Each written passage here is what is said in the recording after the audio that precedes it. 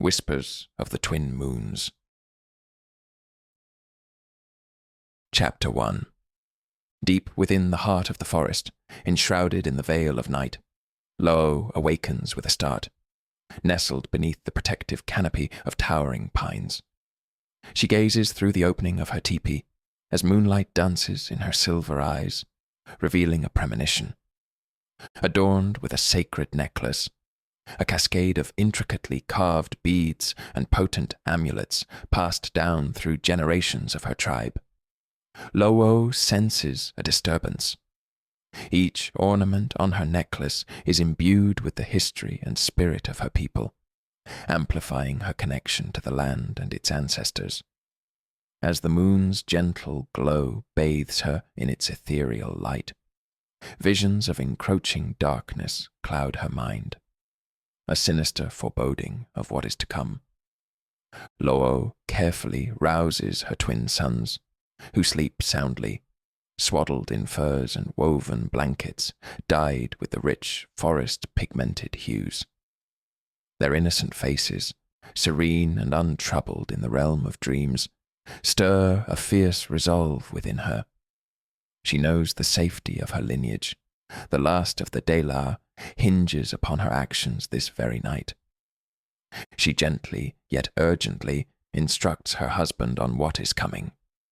With quiet strength, he nods, understanding the gravity of his duty, to delay the evil force that relentlessly pursues his family. His eyes, filled with a tumultuous mix of fear and determination, lock with Lo's for a moment that seems to suspend time. In that silent exchange, promises are made, vows of protection and undying love that transcend the spoken word. As her husband prepares to confront the coming doom, Lo wraps them all in her cloak. They are draped in a cloak woven with enchanted threads, and bestowed with her father's strong medicine, allowing her to blend into the shadows. With her children secure, she steps out of the tepee, her silhouette a ghostly figure against the dark forest. She looks back once, her gaze lingering on the place that had been their sanctuary, and she turns and runs. With the silent moon as the witness above, Lo embarks on a desperate flight through the forest. Her path is lit only by starlight, and her courage as she leads her sons away from the only home they've known. As they flee, the forest seems to conspire in their escape. The grass whispers secrets while the leaves hum ancient tunes. Lo, the last woman of the Delar, carries her twin boys with supernatural grace. With every step, she makes a soft echo on the earth. As she pressed onward, her heart weighed heavy with thoughts of her husband, White Crow, a firm but gentle man of the Ouachita tribe. Clad in war garments, he stood resolute, prepared to defend their home with a warrior's courage. Together they had woven a home nestled in the tranquil embrace of the forest, a place of peace where her spirit soared and her family flourished. Yet, that cherished home was now behind her. Lo cast a longing gaze backward, knowing that her beloved, now in the throes of conflict, faced foes unlike any she had encountered before. Foreigners with strange weapons and attire, disrupting the forest's harmony. Despite the strength of her medicine, she knew it would not be enough to save him. In a final act of love, she infused his breastplate with a formidable enchantment, her last gift to him. Though not a renowned warrior, his spirit's purity had drawn her to him. Many seasons ago, White Crow ventured into the forest on an elk hunt. Unseen, Lo observed him with her keen eyes, watching as he skillfully stalked his prey. With his bow drawn, he released an arrow, striking the elk with a fatal blow. The elk proudly fell onto the soft forest floor. Approaching the fallen animal, he offered thanks for the bounty, a moment of solemn gratitude. Then Lo revealed herself, emerging from the forest's depths. Her radiant beauty captivated White Crow, freezing him like a mountain in winter. She approached, touching his face gently, her amulet glowing brightly, enveloping the forest in its radiance. From that fateful encounter, a bond was forged. Together, they ventured into the wilderness, their love nurtured by the forest's energies. They embraced a life in harmony with the spirits, guardians of a world where nature's magic reigned supreme. A painful scream echoes through the forest. Lo stops and falls to her knees, hidden under the bushes of the forest. Now, desperation and anguish consumed her. She clutched her amulet, the source of her power, feeling the anguished cries of her husband piercing her heart. As his presence faded, she sang his death song, a mournful melody weaving through the soft forest floor around her. Gently, she kissed her slumbering sons, whispering words of love and spiritual wishes for their father's guidance beyond this plane. Despite her sorrow, Lo found strength, determined to navigate the trials ahead so that her husband's sacrifice would not be in vain. Suddenly, a roar shattered the air, signaling the approach of her pursuers. Clutching her children, she fled through the forest's labyrinthine depths, her every stride fueled by a fierce mother's love. Lo presses forward, the forest's terrain offering both refuge and obstacles. She stumbles down a gravel-laden bank, crashing through a thicket of thorn bushes that claw at her cloak, leaving remnants of torn fabric as tokens of her passage. Abruptly she halts, her senses tingling with recognition. It is a place imprinted upon her memory, a place that carries both significance and foreboding. Shivering, Lo fixates upon a tree whose roots have grown wild. Its roots weave over the steep bank and cascade into a small creek below. Its gnarled branches reach like skeletal fingers, beckoning her to a hidden truth. "And so it is," she whispers, her voice barely audible. With a mixture of trepidation and curiosity, she takes a tentative step forward, drawn towards the enigmatic presence of the tree and the slow-moving creek below. For a century, this tree and the stream have engaged in a relentless battle, a dance of erosion and resilience that weaves together the elements of nature's eternal struggle. Lo, standing at the crossroads of destiny, knows that this place shall witness her final breath. Death awaits her here. She can feel it. Approaching the tree, Lo wades into the shallows of the stream, its calm waters flowing around her as if bidding her farewell. The necklace, her loyal companion throughout her life, is torn from her neck as the chain snaps under the weight of her trembling hands. Clasping the amulet with both hands, she shuts her eyes, her voice resonating through the night, reaching out to the Great Spirit that encompasses all. Great Spirit, my end draws near.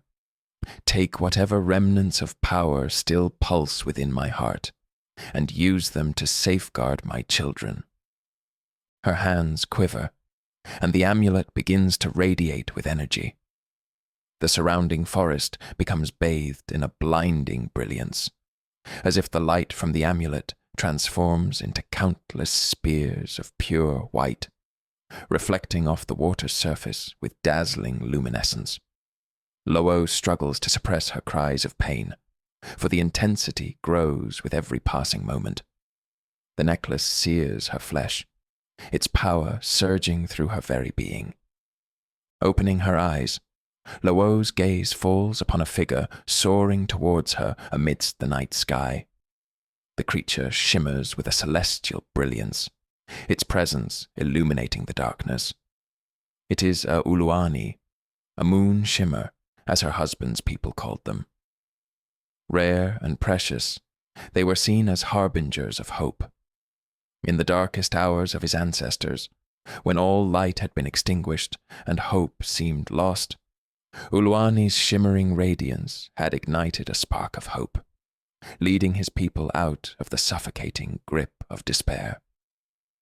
A smile graces Lo'o's face as she beholds the Uluani, drawing near, its form dancing through the night.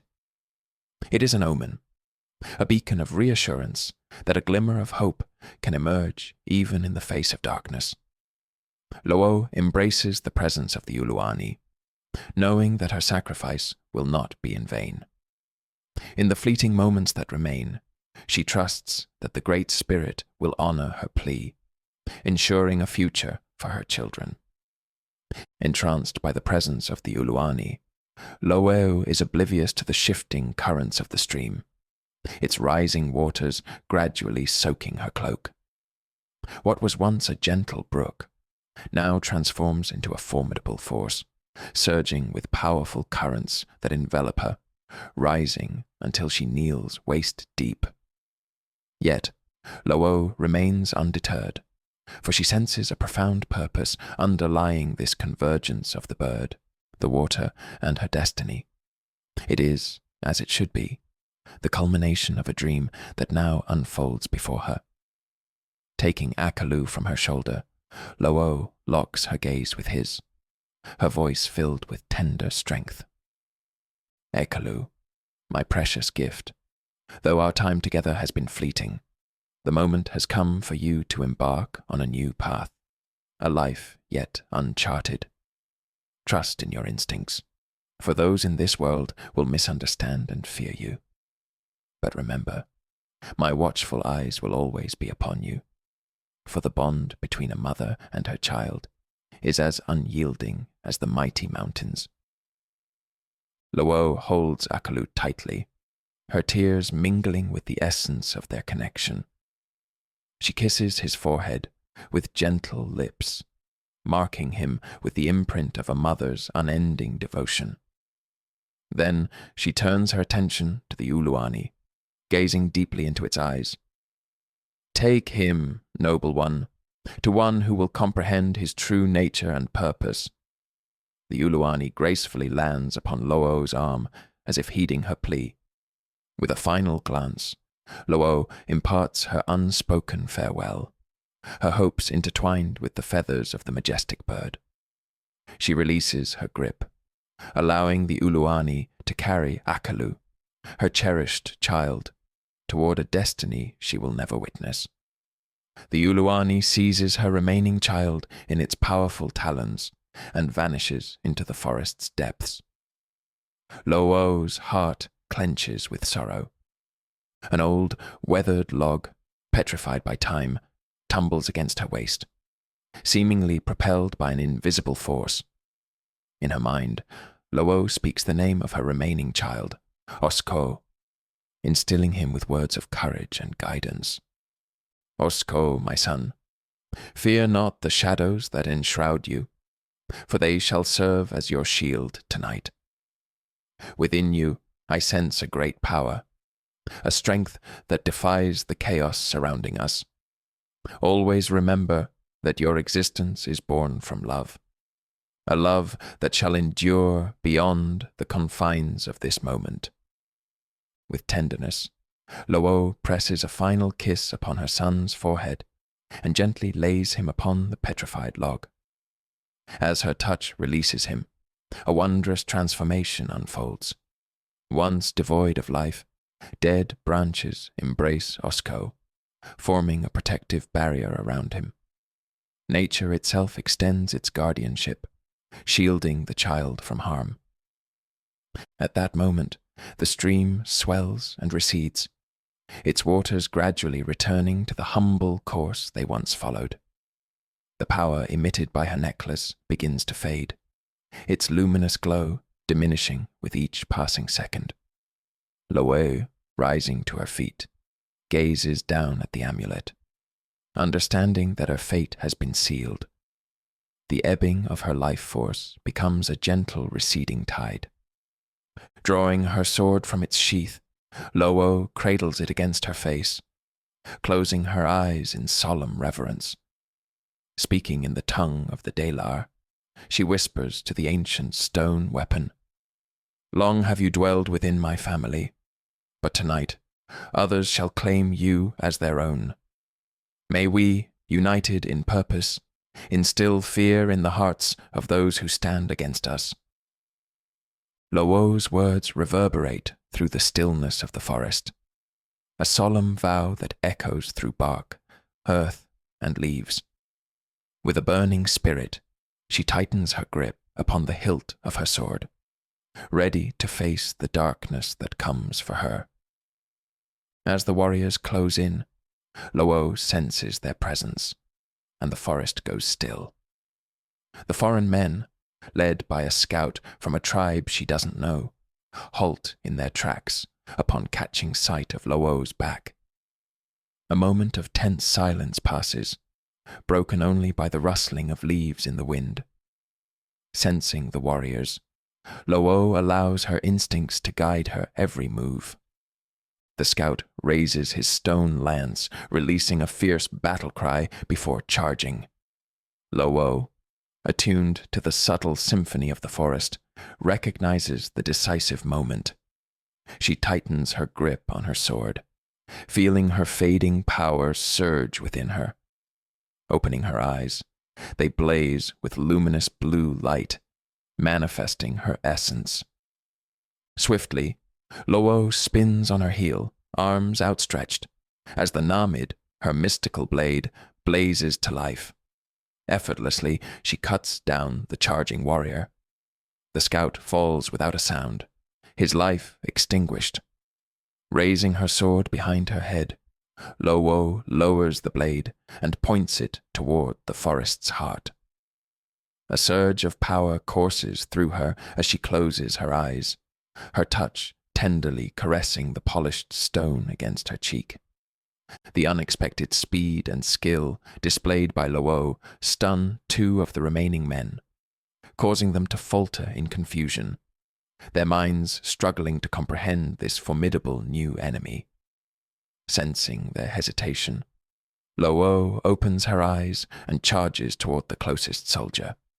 She launches a fierce assault, and a shocked conquistador bears witness to a radiant light, shrouded in a cloak of darkness, as it claims the life of his comrade. He raises his weapon, and a shooter cracks, disturbing the forest's tranquility. Through the smoky haze, he catches a glimpse of the Namid gliding toward him, akin to a ship emerging from a morning mist. Mesmerized by the magical sword, he does not dodge the blow. The Namid pierces deep into his chest, sealing his fate. Unseen from above, Lo-O lands gracefully and swiftly retrieves her weapon. With her back turned toward the warrior, she lunges forward, delivering a powerful kick that propels him against a sturdy tree. Raising her blood-stained weapon, she turns to a new challenger, who emerges from the trees, adorned in ornate armor. Observing the intricate patterns on his breastplate, Lo-O discerns that this warrior possesses potent medicine, skills that rival her own. He has witnessed her attack, yet remains unafraid. Drawing his pistol and a thin, flexible blade, he begins a slow and deliberate approach, encircling Lo-O cautiously. Standing resolute in the shallow stream, her body weakened, Lo-O holds her sword, prepared for the impending clash. The light emanating from her eyes has vanished, replaced by a fierce, motherly stare. The warrior speaks in a stern, foreign tongue, his words devoid of fear as he prepares to face Lo-O in battle. "You are well trained, savage, but death calls your name this night." Not understanding his words, she replies, "Your words hold no sway over me, for I do not fear death." In the heat of the battle, they engage in a relentless exchange of blows, their swords clashing with thunderous impacts that reverberate through the forest. Amidst the chaos, The warrior's pistol discharges and grazes Lo-O's shoulder. The soldier unleashes a powerful strike aimed at Lo-O's head, only to meet the resistance of her sword. The clash of steel and stone resonates through the air, echoing the intensity of their confrontation. Locked in a battle of strength and skill, they press against each other, their faces mere inches apart, eyes locked in a primal contest of wills. Though the soldier's physical might begin to overpower Lo-O, pushing her to her knees, she refuses to yield. In a moment of desperation, she releases a primal scream, channeling the echoes of White Crow's spirit. It is a cry that reverberates with ancestral power. Breaking the deadlock, Lo-O propels herself forward, shoving the soldier with all her might, seizing the opportunity, and striking him with a blow from her clenched fist. She spins on her heel in a whirlwind of motion, the Namid responding to her will with a furious blaze of blue light. With a swift and precise movement, the blade severs the soldier's head from his neck. In the aftermath of the clash, silence descends upon the forest, broken only by the faint rustling of leaves. Lo-O stands amidst the carnage, her breath heavy and her body pulsing with adrenaline. Blood stains her hands, evidence of the life she has taken in pursuit of her people's survival. She takes a moment to regain her composure, her gaze steady and unwavering, knowing the end is near. With a solemn nod of acknowledgement to the fallen soldier, Lo-O pays her respects to the life extinguished by her hand. She retrieves her fallen necklace, now dull and lifeless, and clutches it tightly. Panting, Lo-O leans on the Namid and hears a noise behind her. Suddenly, 3 needle-like objects pierce her back. Her teeth clench, severing part of her tongue, and her eyes roll back in agony. Lo-O's body trembles, her strength waning as venom courses through her veins, overwhelming her senses. Gasping for air, she collapses to the ground, her body convulsing in torment. In her delirium, she finds herself submerged in water, muffled sounds reaching her ears, distorted and distant as the toxin tightens its grip. Suddenly, the water erupts, propelling Lo-O into the air with a forceful surge. She slams against a tree, the impact jarring her already battered body. Weakened and gasping for breath, she struggles to find her footing, her vision blurred by blood-stained water trickling down her face. Fear courses through her as she confronts a grotesque beast exuding an aura of ancient malevolence. The creature is a baboon, but Lo-O wonders how. It gazes into Lo-O's eyes. Its long, wolf-like teeth glisten with sickening hunger, its hairy, malformed body emanating a primordial terror. Towering above her, its coarse black hair bristles with every movement. Without warning, the beast hurls something toward Lo-O, striking her with brutal force. Her heart sinks as she beholds the lifeless eyes of White Crow staring up at her. Grief washes over her, a cruel reminder of the losses she has endured and the sacrifices made for her. "No!" she howls. With the Namid still tightly gripped in her hand, Lo-O musters the courage to defy the beast. Though wounded and weakened, her resolve remains unyielding. Her weary eyes met the gaze of a man approaching her, his presence consumed with darkness. The evil surrounding him stirs a disconcerting familiarity within her, for his tainted and twisted medicine mirrors her own in a haunting reflection. He kneels before her, disdain evident in his eyes. Reflected in his golden helmet, Lo-O catches a glimpse of her mud-covered reflection. Closing her eyes, Lo-O seeks solace within herself. Silencing her racing thoughts, she focuses on her breath, inhaling and exhaling with measured steadiness. allowing her mind to find clarity amidst the chaos. In the face of this corruption, she knows that to defeat the darkness before her, she must be a conduit to her ancestors. The foreigner rubs his mustache and speaks. "Be gentle, Ushka. We do not want her dead yet. Witch, I am the new lord of these lands, and I am here for your power." As he utters his words, Lo'o's instincts surge within her. With a swift and desperate movement, she lunges forward, seizing his head firmly within her grasp. A surge of power courses through her fingertips, causing the memories of the foreigner to unravel in a chaotic whirlwind of old medicine. The visions, a tapestry of darkness and death. With an exhausted grunt, she releases her grip, and they both recoil, gasping for breath. Drained of spirit, Lo'o looks up to the moon, its ethereal glow casting a pale light upon her weary form. She speaks, her voice carrying the weight of her people, resonating as her spirit prepares for death. As she utters her incantation, a flash of blinding light engulfs them. And then, everything is dark